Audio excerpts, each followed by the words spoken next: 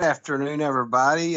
Thank y'all for stopping in. I have a special guest here with me, author and historian Patrick Young, who I believe he primarily focuses on Civil War. Or are you doing other writings, Patrick? Yeah, I mean, I focus on immigrants during the Civil War. I also write about the Reconstruction era, and I write about legal developments in the immigration field. Now, that is a very interesting question to me. What got you focused or got you interested in the immigrants that took place in the Civil War? I mean, because I know we had a lot that came over, but what about that drew you to it? Yeah, sure. I can talk a little bit about that. So I've been writing a series called The Immigrant Civil War for now 10 years, Mm-hmm. and there are about 250 articles in the series right now. And I had been doing a lot of writing on immigration in the New York area. I've Uh, noticed. I'm, Okay. I'm an attorney. I'm also a immigration law professor at Hofstra University. So Really? obviously, immigration is an area that appeals to me.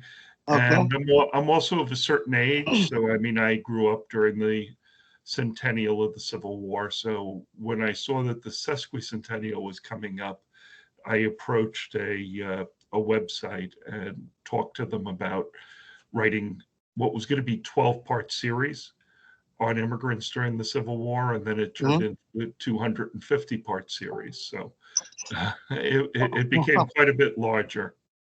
Um, no, I don't. This may be a tough question for you to answer. Even if you could ballpark it, do you know what percentage that fought for the North or South? I mean, because I know there was Yeah, many sure. immigrants. Well, what we know is that roughly nine nine out of every 10 immigrants went to the free states, the states Mhm. without slavery. About of the other 1 out of 10, the folks who didn't go to the free states, half of them went to the border states and half of them went to the South. There's sort of a myth that there were large immigrant communities in the South, and that's really not true. Okay. Uh, Roughly 90% lived in the North, 5% in the border, and 5% in the South.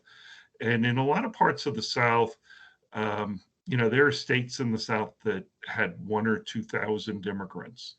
And, give you a little bit of a sense of it.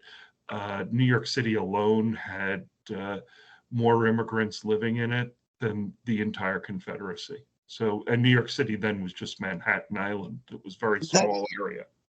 pretty interesting. I would have thought if you had said me, I would have said 60-40 or something like that. I had no idea Yeah, it was no, that small.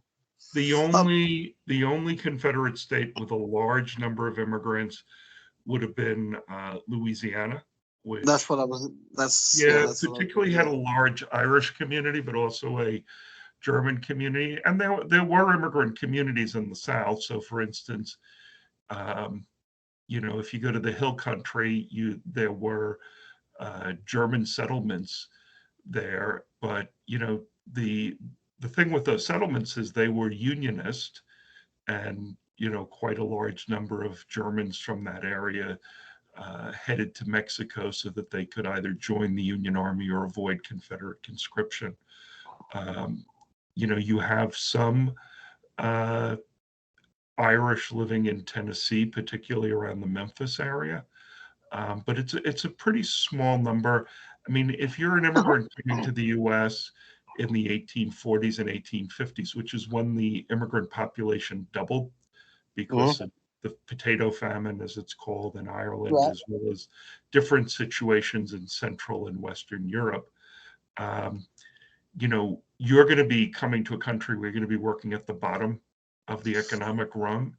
Right. And if you're competing against, slaves, you're not going to get much money. You Oh, I'm know, not going to get much money. Yeah. in fact, the only Um. reason that people were going to Louisiana was because there were certain types of work that were not Right. done by slaves there, which were called water work where people could drown. And so that those were areas that immigrants were able to get jobs. But most of the rest of the South, like people say, well, Savannah, 1 in 5 white people in Savannah was Irish, but there were only about 10,000 white people in Savannah. So that's a pretty small, just a couple of thousand people. Yeah, because there, in my numbers, memory fails me a lot. If I recall, the South had only, I think, 5 million free. Yeah, White, about 5 million free white people. Okay, so 10,000 people is a lot. That's going to be a lot of people in a city like Savannah in the 1860. A question I was going to ask you, that I've read this article before. I really can't remember how it happened, but I was reading about 29 Chinese soldiers that got, I think, drafted into the Confederate Army. Are you aware of that? Mentioned that. I'm not familiar with that. To look into that, because it was a really interesting article. Because I was looking at it, and I'll tell you how I got to looking at it is because I don't know if during last April we had Confederate Memorial Day or History Day or whatever, and one of the guys asked me if we was going to do something for it, and I said yeah, I said we'll do that. I said, but let's go ahead and do this right here. Let's take a day and we'll have the Confederate, in honor of the people who fought for the Confederacy. We will have Female Day. We'll have Irish Day. We'll have USCT Day, and we will try to honor Native American Day, every group. And I came across this article, and it was about these 29 Chinese troops that fought for the Confederacy, and I just found that really fascinating. I've got to go back and find it again to really find out the whole story behind it. But that's what I was. Make a long story short, that's just what I was trying to do, because I was trying to make sure I covered everybody in there, and of course and to cover the natives that had taken place in it. Was the Irish the largest by far group of immigrants that fought? No, there were actually in the army there were more Germans than Irish. Germans. In the Navy, the Irish were a significantly larger portion of the Union Navy than the Germans. But it's interesting when you look at the Union Navy, because the majority of people in the Union Navy were either Black or foreign born. So really, people don't expect that number, but it's close to 60% were either Black or foreign born. The Navy had allowed Black enlistment right from the beginning of the war. In fact, there had been Blacks in the Navy before the Civil War. Yes, somebody told me that before, and I didn't believe it at first. So I looked it up, and I was really amazed that they had allowed that in the Navy. Yeah, and there's a good book called Union Jacks, which looks at who the naval personnel were. It's not a naval history, but it looks statistically at who was in the Navy, and it really is amazing when you look and you see on a ship like the Monitor the large number of immigrants on it, and then particularly in the blockading squadrons, you also have a lot of African Americans, often who joined the Navy while they were living in the South. So they might have been living in Beaufort and joined up with the Navy as a way either to, defeat the Confederacy or as a way to earn a living for their families. That cold December day in 1862, what was it like for brother, when the Civil War was already brother against brother, but the Irish fighting against each other? Yeah, that's sort of a myth. I was wondering how much of that was true. Yeah, there was not. I know that there's, if you see the movie Gods and Generals or read the book, there's much made of the Irish charging and another Irish regiment, the Irish Brigade charging an Irish regiment. And that's actually not true. That unit, when I looked at it, and I don't have the information handy to me, but when I looked at the unit, it was not a largely Irish unit at all. I think it makes for a romantic scene in a movie, but I've documented a number of cases of close relatives fighting each other, but that was not one of them. Yeah, I figured, when I first seen it, that it was more of a that's what it was. It was was not 100% accurate. Yeah, and you just said something that I ask a lot of people to get their opinion on. Why is the American Civil War so romanticized still today? I have to say that I was a boy when I first encountered the Civil War, and I had romantic notions of it. But I've also studied many civil wars, and I have also represented thousands of people who've been involved in civil wars over the years.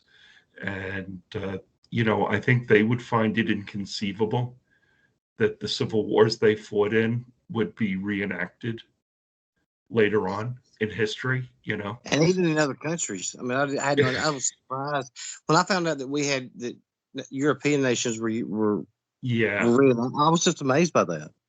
Yeah, I actually was corresponding with a German reenactor, and I said, why are there reenactors? He says, well, like, what am I going to do? Reenact being a Nazi, reenact being, he says, those things didn't end that well for anyone. Well, and the other thing I will note is that a lot of the popular fiction, like Gone with the Wind and the movies and so forth, of the 30s and 40s, which were tied into the 75th anniversary of the Civil War. We always remember the 50th and the 100th, but we don't remember the 75th. But that's exactly when Gone with the Wind came out. There was even a movie on Andrew Johnson of Tennessee, that came out. So that's how deep into the history they were trying to go. But those were popular in Europe. They were not only released here in the United States, and they created a very romantic image. Well, and I for you to say that and being from New York, I often think of it being more romanticized in the South. As a Southern boy, I still think of when I was a kid, and when I first got introduced to it, and the romanticism I felt, the William, I think the William Faulkner poem, where he says every July 3rd, every 14-year-old boy looks up at that ridge and says, maybe this time we'll take that line. Yeah. Stuff like, and I think as time goes by, it's passing on. It's no longer what it was, but it seems like that's what it was. So, as a Northerner, what was the romanticism to you towards it? I think that again, when I viewed it romantically, I was also a young person, so it was thinking about heroism and the battlefield and so forth. And you hear it a lot even in today if you go to a Civil War battlefield, people are talking about the battles as though they were football games. The Rangers say, oh, there's a lot of people who like the X's and O's, right? They're interested in the strategy. And I think that was it for me. Yes. As I got older, I was also growing up during the Vietnam War, and I had a cousin who was over in Vietnam, and you start to realize, like, oh, this is not this sort of bloodless glory seeking, that this is something that obviously led to people's deaths. And as I always remember my father, who was a World War II veteran, say, the last thing you ever wanted was an officer commanding you who wanted glory, because it meant you were going to get the graveyard. Those in his generation, they appreciated the guys who didn't sacrifice them for a glorious cause. They were happy to live another day and have kids someday. I forgot to remember that quote. I mean, because that right there was great. Being a amateur military historian, that's part of me too, is the tactics and stuff that was involved. And that's why I created the group that I did and wanted it created it that way, because I'm in groups that, and I'm sitting there and I'm listening to people fight for hours over the war had nothing to do with slavery. It was about tariffs. And the war was all about slavery. It's like, look, you're not going to convince me. I'm not going to convince you. I know what the Cornerstone speech said. I know what the aristocracy says. Now, as far as your average Southerner soldier, I've always said this right here. When I was in war, I was never thinking about why I was fighting. I was thinking about how I was going to get to the next, get through that battle. I think men fight for, each man has reasons that they fight in their own heart.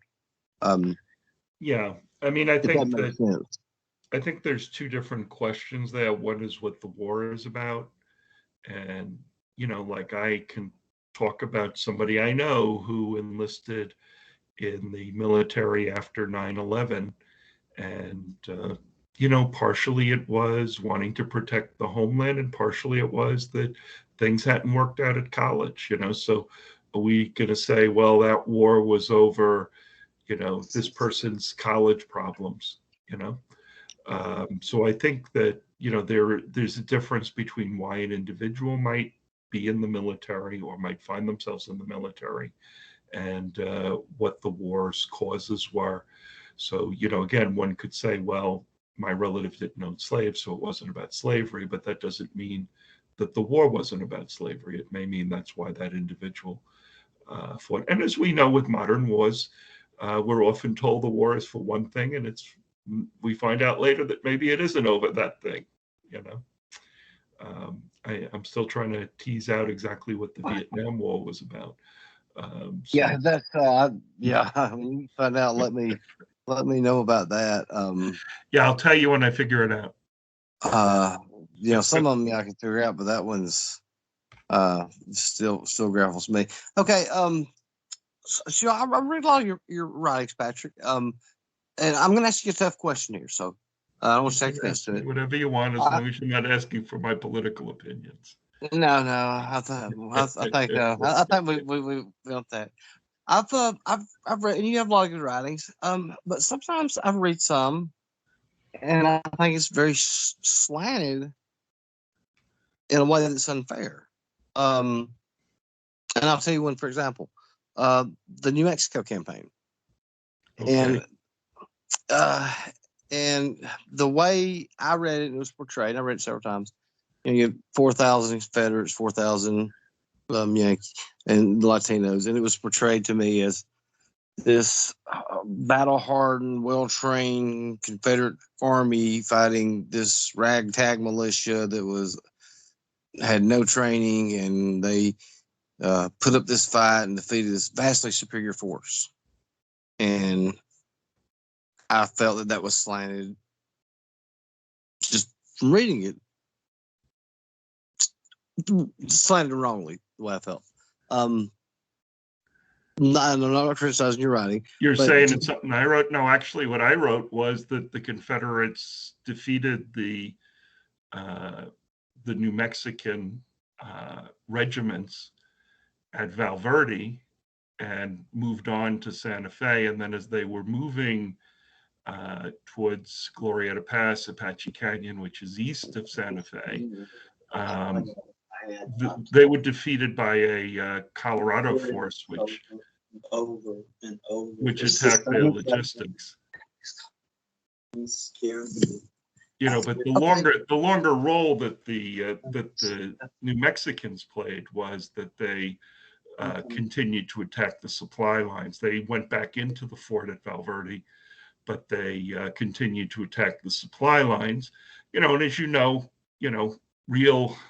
real military victories are won by logistics as much as they are by strategy and tactics, and that was essentially what undermined that invasion. Now, the other thing is maybe if Texas hadn't been trying to take over New Mexico for years before 1862, it could have worked out differently, because there was no reason to think that the New Mexicans were going to be particularly patriotic about the United States. They had been annexed into it against their will. We have to remember this was only 13 years earlier that they found themselves becoming Americans by force. As they say, they didn't cross the border crossed them. Well, maybe I need to go back and reread that. Maybe I read that. Yeah, you should reread it. It's a series.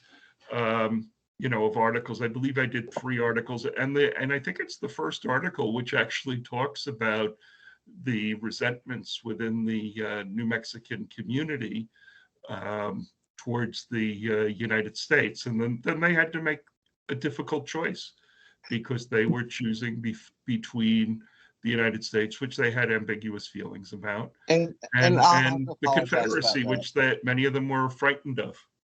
because it was I forgot what it was. It was brought to my attention, and I think that one day we had words over it, and I went back and I read it, and I read the thing. And I think now after I look at it, I read it wrong, and I apologize. That's okay. I don't mind people reading twice, but I also, as you know, unlike a lot of people who write online, I do extensive footnoting. So it's not unusual to read an article that I write where there's 15, 20 footnotes, there's I links have to done that. archives, etc. I've checked. I've and when I do when somebody's writing an article, I do like to go check their footnotes because I want to go see, hey, where did you get this from? Because there's some like sources and stuff. People say, don't ever use that source. Like I heard somebody tell me one time, don't ever use anything from the Southern Historical Society. So I kind of got curious, and I said, well, let me go look at this. Well, then I found after action reports from lieutenants and captains and majors, and I was like, well, I don't think that's really fair to say never use any source from any site, because these were primary sources from guys who had just left the battlefield. Now, of course, there Yeah, I are a mean, lot of things. the Southern historical papers that you've been referencing, just like using Confederate veteran. I mean, obviously, they are put together for a purpose. I mean, and that's true also if you look at the records of the Grand Army of the Republic. They're put together typically post-war. And, I've often said that, and it's like regimental histories are the same issue, right? They're not put together during the war. They're put together after they're typically paid for by the regiment. So, you're not going to put bad stuff in them, right? The historian Jerry Prokopowicz says, whenever you read either the official records or these regimental histories, they always say the regiment on the left ran away first, and every single regiment in that battle says that if they left, they say the regiment to my left ran away and we had to run away too. So, they are self-serving. And I think that's true not just with post-war, but I think it's also true with contemporaneous. But you're much more likely to remember something accurately a few days afterwards than you are 5 years afterwards. When you visit these battlefields, I mean, for crying out loud, things are marked exactly on some battlefields, and I'm like, these guys were here for 3 hours, and they went back 2 years later. Like, I would not remember where something happened in a farm field 2 years later. As a historian, I got this question. This stuff always bothers me. I'll see a story, and it'll be like newly discovered document tells about this and this. I'm like, okay, you find this 200 years later, and now this has changed everything. How much credence can we put in this? Well, I mean, first, it's great whenever there's a newly discovered document. Occasionally there is. It's rare that document should change the entire interpretation of an event. Okay. Maybe if you found Stanton's notes that said I was behind the Lincoln assassination, that would change everything. But apart from things like that, I mean, they're interesting. So, for instance, the National Archive, right before the 150th anniversary of Juneteenth. Actually, I think it was the 155th anniversary of Juneteenth. They discovered in their records an order, that actually was a copy of the order that was read, to African Americans in Galveston, Texas. So, that's a great find, but we already knew that had happened. We even know what was in that, but it's still a nice find. And where I see those as useful is they get in the newspapers, and that helps to bring people into the study of history. It's something exciting. It's not like, oh, this is all cut and dried. There are people out, people like treasure hunts, right? So they like the fact that somebody was looking through a book and they found something tucked away that was interesting. But it's very rare that that's going to change the way we view all of history. It kind of made me chuckle for a second because, like, I remember one of the, when we mentioned all those brave Black Confederate units that fought for the South. I think one of the first. If you find one, let me know. I think I've got kicked out of all of those groups. But I remember reading somebody. I was in an argument with somebody about it, and they put out thing. I think the newspaper was written, and I think it was after Manassas, about these 3 Black regiments. They put up this great fight, and I said, "So now you're believing everything the media says." That's what I mean. It's a good issue because there are several references in newspapers, and even Frederick Douglass makes a reference to the notion that the Confederates were using Black troops. You don't find those references by Confederates. So, there's several theories about that. One is that they were, frankly, they saw there were a large number of African Americans with Confederate units. We know they acted as teamsters. We know that Confederate regiments often had slaves that were brought by their masters, and it wasn't just by officers. It could even be enlisted men who had slaves with them. And it was found to be inefficient to have one slave serving one person in a camp. So instead, they would become cooks for a company, or they would serve some other regimental purpose. And would it be impossible to have a teamster suddenly assist in wheeling a cannon into line? I don't think that would be impossible. But that's a lot different from being an enrolled, enlisted soldier. That's what I've said too. I said, when somebody was asking me that, and I said, look, if you're there and a camp's is overran, and is it possible 3 slaves picked up rifles and fired back? When gun, sure, absolutely. I mean, I don't think nobody's really taking sides when guns fire. Yeah, I can see that. But the 150,000, brave was about the units that fought for us, and and I'll have arguments with my, I'm either called it depends on really which page or which post. I'm either a fervent John Needham lost cause person, or I'm an anti-South hater. And I was like, just because I don't believe everything doesn't mean I'm lost cause, and just because I don't believe everything, I'm not anti-South. Okay, I've developed my opinions. Try on my own. I'm not going to buy everything they put out. Well, I can give you a simple way of responding.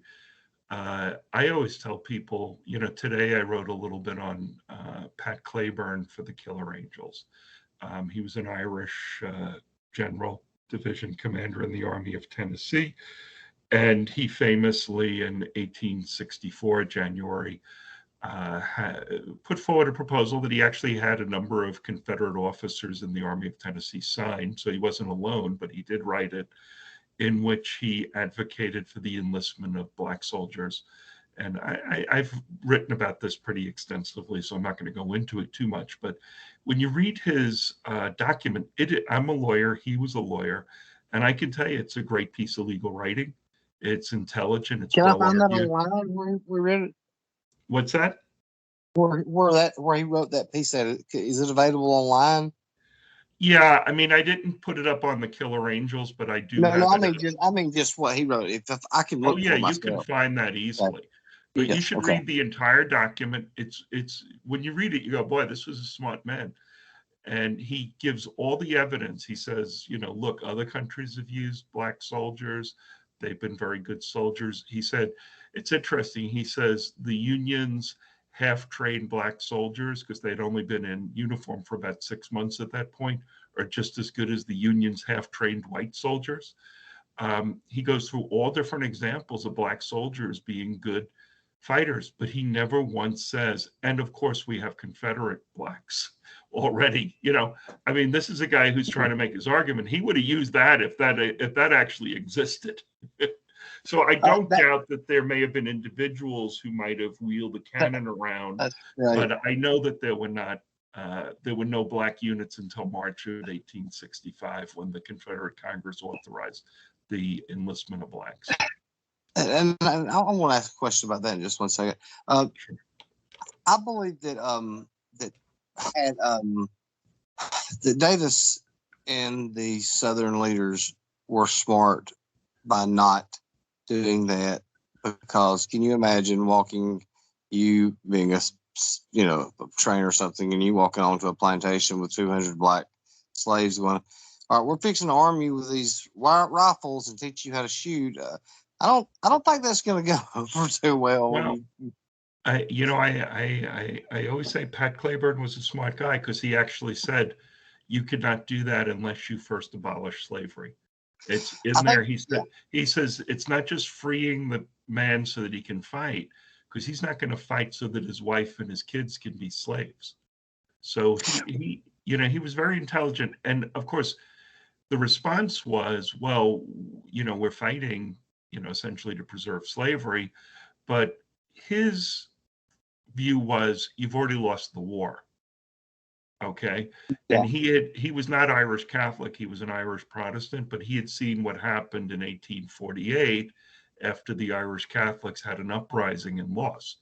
They actually did not lead to widespread executions, but many of the leaders were sentenced to be executed and instead were exiled to Australia. So he's thinking, we're not fighting for slavery anymore. We're fighting to not wind up being, have what happens typically to rebels in a country. If you can think of what happened, for instance, the Paris Commune just a few years later, you had hundreds of communards lined up and executed by the French government. Because I had made a statement that when we were talking about if they freed the slaves and armed, I said I believe something like that would have had to have happened at the beginning with the abolition of slavery, and then here you fight for us for 2 years, and here's your 30 acres and a mule, or something along those lines. And a black gentleman who told me, he said, if that would have happened, he said, in his opinion, and his grandfather had worked in Virginia as a laborer. He said you would have had the blacks would have been seeing the Northerners as the invaders. Yeah, but as it was, because as you yourself rightly pointed out, there was an unwillingness to go through that kind of a social change, an economic change. While most Southerners did not own slaves, most Southerners who voted at the secession conventions were in fact slave owners. Most governors were slave owners. So, the power elite of that period, were largely slave owners. That doesn't mean that every Southerner absorbed that particular point of view. And of course, as we've seen in other wars, as armies move across territory, people may pick sides less because of any political commitment, but because their brother was killed, et cetera, et cetera. I was interested one time. I wanted to see how many Confederate officers owned slaves at the outbreak of the war, and whatever. Yeah, I don't know what the percentages are among the officer corps. Some of them own. A lot of them really didn't own. They had owned some, but a lot of them was gone. But I was surprised to find that General Ewell was almost an abolitionist to what would to Southern standards. I mean, he was different than what most of them was. And I was really surprised when I read that. Well, there's obviously a diversity of viewpoints. So for instance, Wade Hampton was the largest slave owner in South Carolina, one of the wealthiest men. He actually was not a fire eater. He was like many large slave owners, his point of view was that slavery was safer within the Union. If you think about it, if the Confederacy had been successful, right? Remember, what were Southerners afraid of up until then? They were afraid of people crossing over into Canada. Well, Canada would have started right across the Potomac, right? In other words, people would have crossed into Canada or crossed into the North and become free, which they hadn't been since 1850 because of the Fugitive Slave Act. So you do find some who were large slave owners who were actually opponents of secession or who were lukewarm to it. There's a few who were opposed to slavery, although I would say it's limited. Like I've looked closely at James Longstreet, because Longstreet has an interesting post-war history, very interesting post-war history. He actually leads Black Militia after the war. Baton Rouge, or was it New Orleans? What's that? Was that in Baton Rouge or New Orleans? No, that was in New Orleans in 1874. But but before the war, his uncle, Augustus Longstreet, had actually been one of the leading writers in defense of slavery. So I don't know exactly what his views were, but I know that his uncle was extremely influential on him. I have a different take on Longstreet. I've studied him before the war. I've read his writings, and I know sometimes memories change. And I've often kind of viewed Longstreet as an opportunist. I'm not condemning him for it. I mean, he's in the right time, and I've often kind of seen him as he jumped on the bandwagon when the time came. Now, can I say that's true? I don't know what's in the man's heart. Only he knows that. I mean, I know that by 1867, his publicly expressed view was that the South would only be able to develop if it accepted the fact that African Americans were citizens, because they had not been citizens prior to the 14th Amendment, that slavery had zero chance of being returned to the status for labor in the South, and that Black men would be able to vote, because Black women weren't able to vote, neither were white women at the time. So those were basically the 3 points of view, and I would say that 100 years later, virtually every Southerner had accepted those points of view. So they're not maybe that 100 years later. Yeah. They're not that, but they're not that exotic, and they were widely accepted. And let's face it, in the North, there were a number of states where Blacks were not full citizens. Yeah, that was also accepted in the North by 1870. Yeah, I read that there were a few states up there, and I was kind of surprised when I first read that.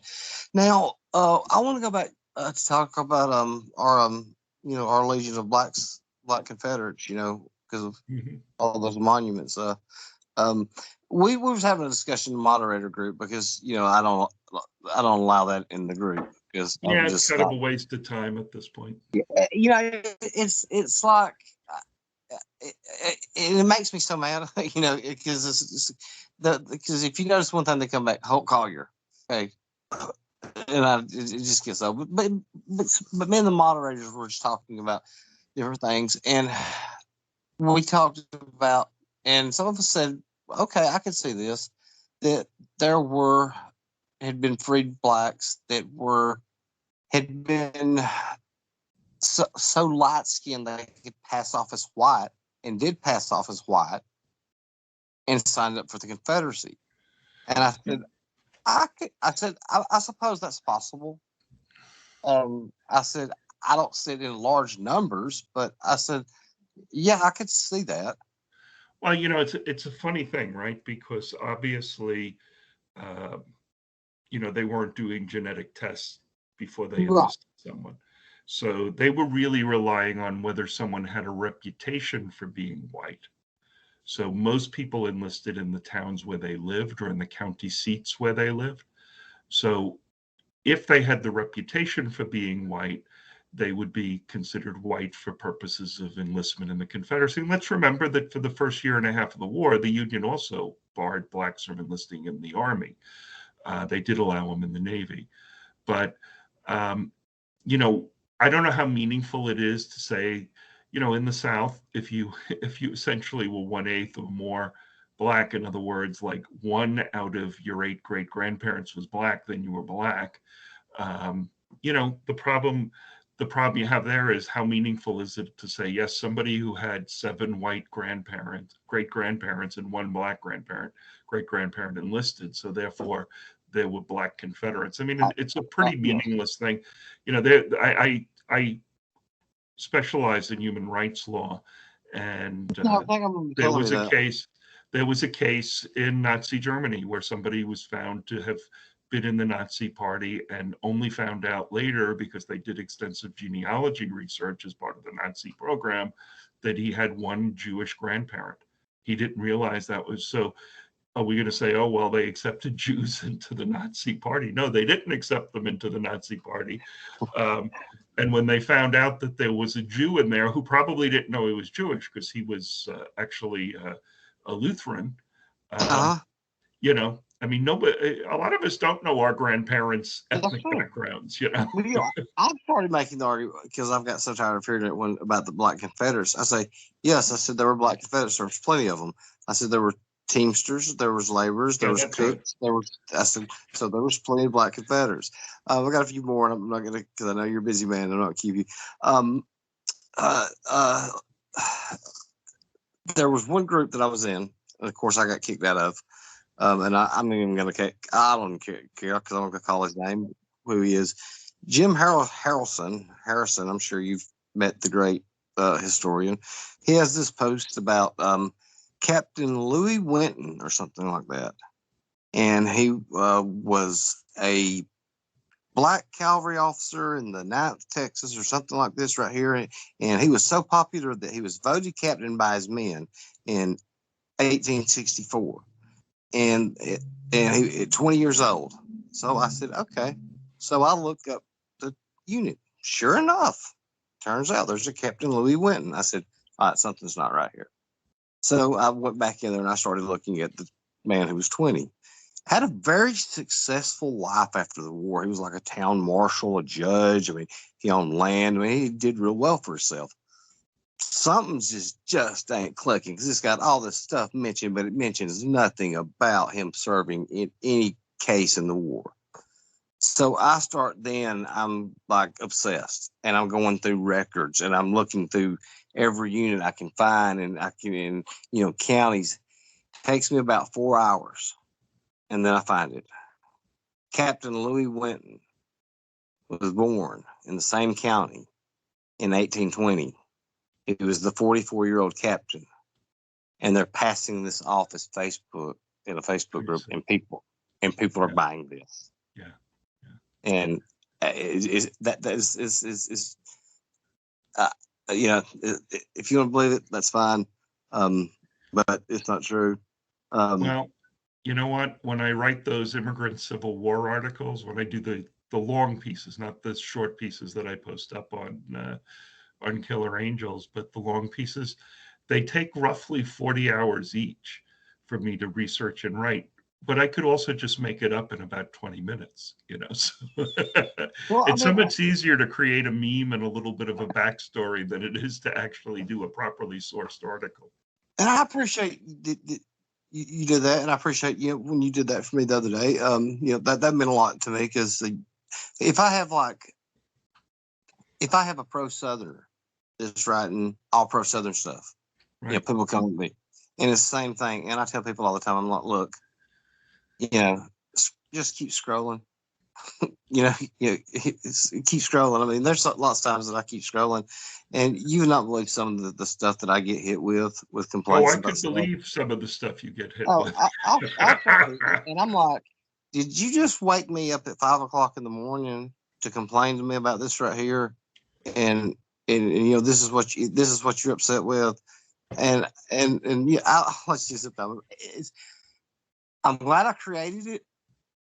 I have a lot of fun. Sometimes I regret it, but I wanted a true military history group that people could learn about the actual war. It's hard to keep a lot of the fighting out, but I think we do a good enough job. People say I'm a tyrant or whatever, but to me, I found I don't enforce and I don't stay hard, it's going to blow up and go out of control, and I'm going to lose the whole Yeah, group. yeah, I think that's always a problem online, and it's, people now have a set palette of accusations to make against all moderators, right?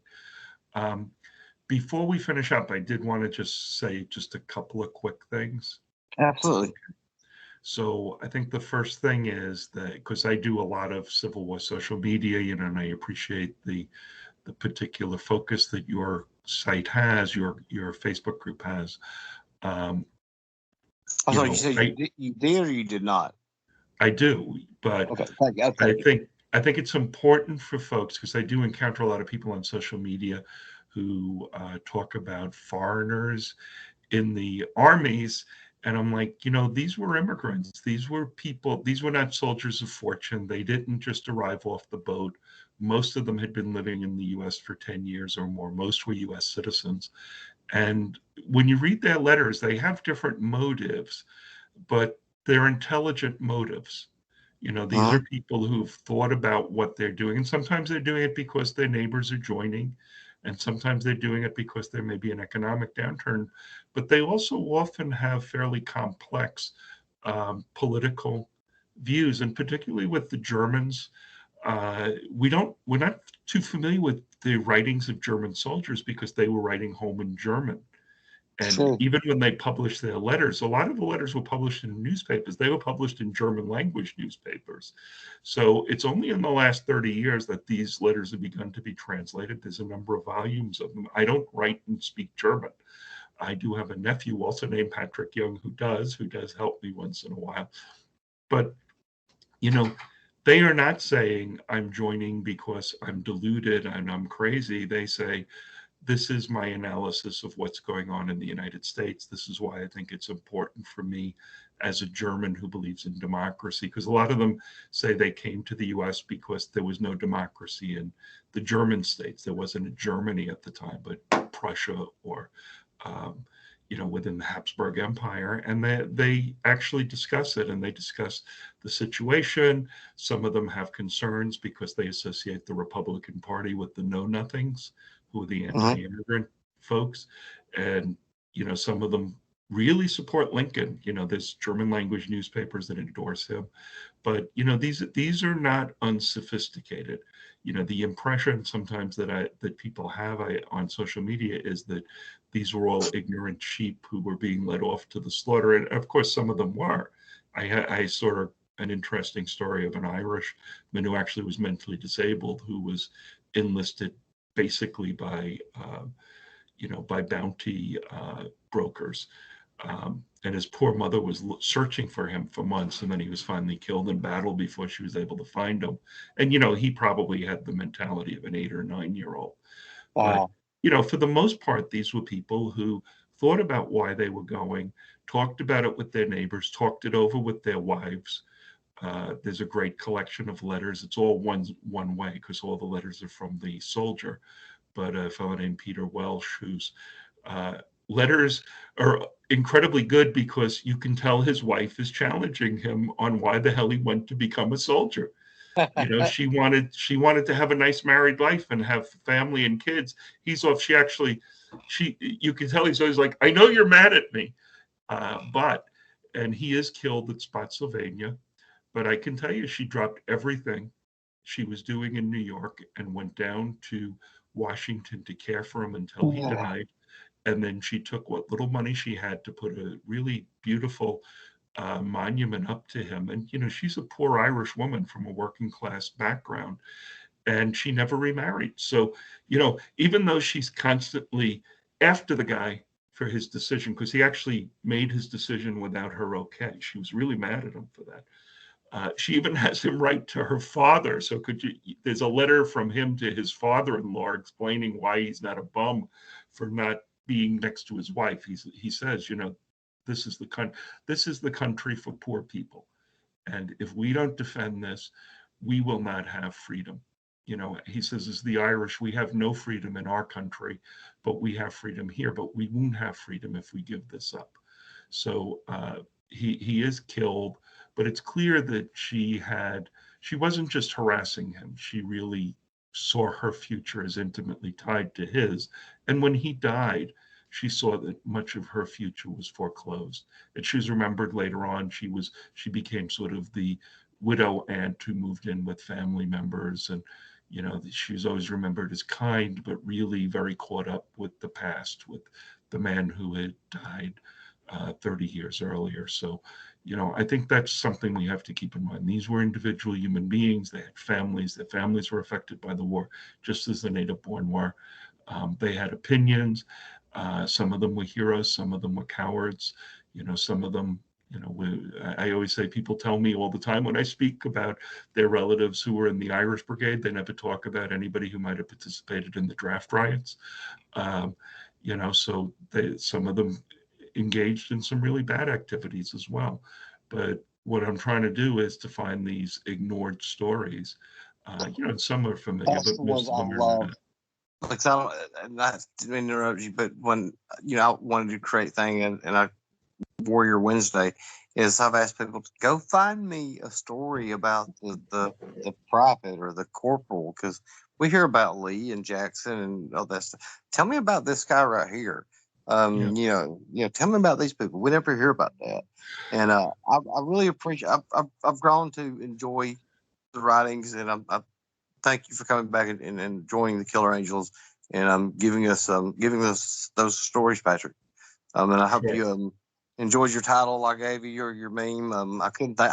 You know, I was trying to think. Do I call them the correspondence? Do I call them the newspaper? So we came up with that. So I hope, or you came up with that. So I started to give you one.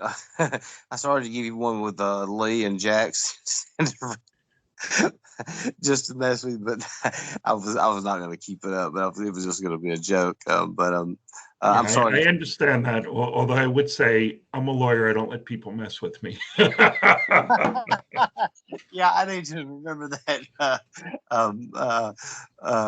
Because I don't want to get sued. I'm glad. Thank you for that you enjoy how I try to make it. Thanks for this opportunity to talk to you. I've really enjoyed the conversation, and I guess I will see you soon on the Killer Angels. Yeah, sure. And just tell people who denounced me as a Yankee that I'm actually a Met fan, not a Yankee fan. So And I guess I live on Long Island, and we're all Met fans out and I here. guess I don't know what you know what you want to tell me, because I mean there was one. I'll let you have this. There was one thread one day, and these people were going at it, and I was tired of it. And in the one line, then somebody said something else. Another line, I was called lost cause and anti-South. I said, how can I be that in two different lines? Okay, Yeah. and I shut it off. But I'm gonna later on. I'll just screenshot a picture of that photo or that painting I had, and I'll send it to you. Sure. Just where you see it. But thanks a lot for this interview. Thanks And very much, Chris. Enjoy the rest of your day, and have a nice weekend. yes, sir. You have a great Take day. care now. Bye bye.